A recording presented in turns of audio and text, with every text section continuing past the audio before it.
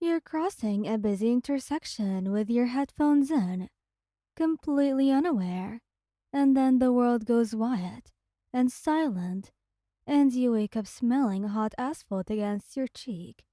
Bakugou gets a call from an unknown number mid-ramyun and goes completely terrifyingly quiet. You really need to see what these two look like when they're scared out of their minds and trying to hide it from each other. The afternoon light sets low and golden when it happens. You're crossing Mystifu's busiest intersection, headphones in, back slung over one shoulder, completely unaware of the delivery truck that blows its red light at 40 kilometers an hour. You don't hear the screech of tires until it's already too late. The impact is white hot and sudden, a thunderclap that swallows the world whole. Your body rolls across the asphalt like something discarded, and then the noise stops, and there is only a ringing silence and the distant smell of exhaust and hot pavement beneath your cheek. Katsuki Bakugo is mid-sentence when his phone buzzes. He and Ijiro are at the usual corner booth in the ramen shop, 2 blocks from the dorms, splitting a bowl of spicy tonkatsu and bickering about whether Hawks could beat Endeavor in a straight fight. It's the kind of argument they've had a dozen times. Katsuki glances at the screen out of habit. Unknown number. Emergency contact for Wyan. He picks up before the second buzz dies. This is Mystifu General. We're calling about a patient brought in from the Avenue intersection. The ramyun goes cold. He doesn't notice. Kirishima. His voice comes out strange. Not loud, not explosive, just flat in a way that makes Kirishima go very still, across the table. Chopsticks frozen mid-air. We need to go. The waiting room smells like antiseptic and bad coffee. Kirishima hasn't let go of the feeling of dread since the cab ride has been over. She's stable, the nurse had said at the desk. Concussion, 2 broken ribs, fractured wrist. The doctor will be out shortly. Stable.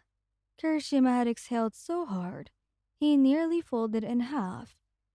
Bakugo had said nothing, just dropped into the nearest plastic chair and stared at the floor with his jaw locked tight. She's okay. Ijiro says now, for the 4th time, like he keeps saying it. It'll settle somewhere inside his chest and stay there.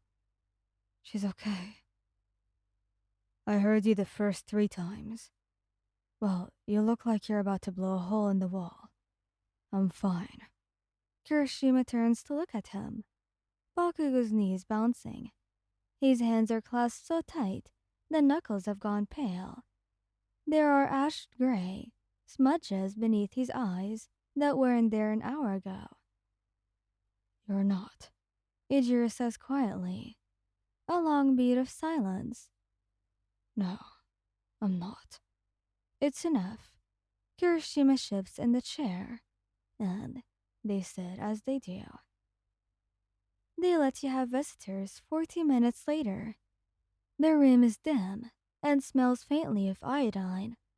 You're propped against pillows with a bandage around your wrist and a bruise blooming purple-yellow along your jaw. An IV needle is taped to the back of your hand. You look tired and pale and absolutely furious about it. Hey, you say when the door opens.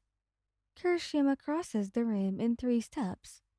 He takes your uninjured hand in both of his and presses his forehead against your knuckles. And you feel the shaky exhale he lets out travel through his whole body. Ijiro, give me a second, he says, muffled. I'm having a moment. You look over his bowed red hair to where Bakugo is standing in the doorway with his arms crossed.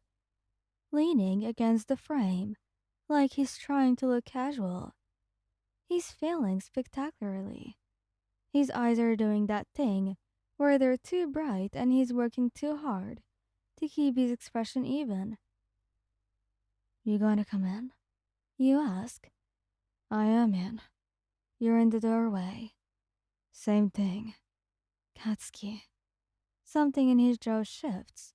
He crosses his arms and uncrosses it and walks back to the other side of the room, pulling the chair out with a scrape and drops into it like sitting down is a decision he resents having to make.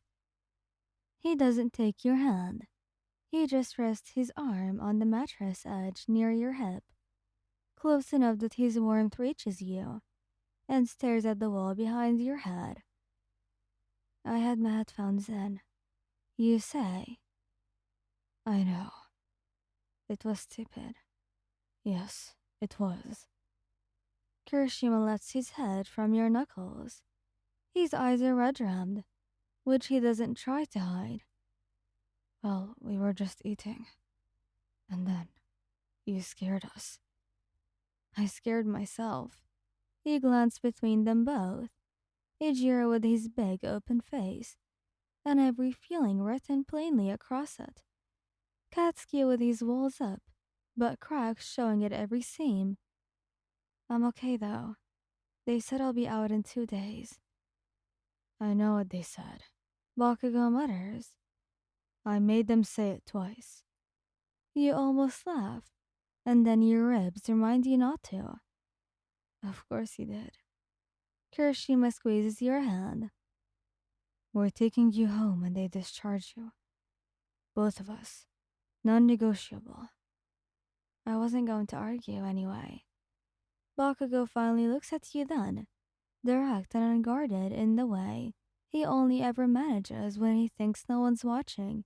His red eyes trace the bruise on your jaw and the tape on your hand, and something moves behind them that he won't name out loud. You reach out with your bandaged wrist, carefully, and press your fingertips against his arm. He doesn't pull away. I'm here. You tell him. He turns his hand over under yours and wraps his fingers around your palm. Yes, Katsuki says quietly, you are. Kirishima rests his chin on your shoulder, and the three of you sit like that while the evening light fades through the hospital window, held together, all of you, by something sturdier than fear. Thank you guys for listening. I hope you like this video. Please don't forget to subscribe, like, and share, and goodbye.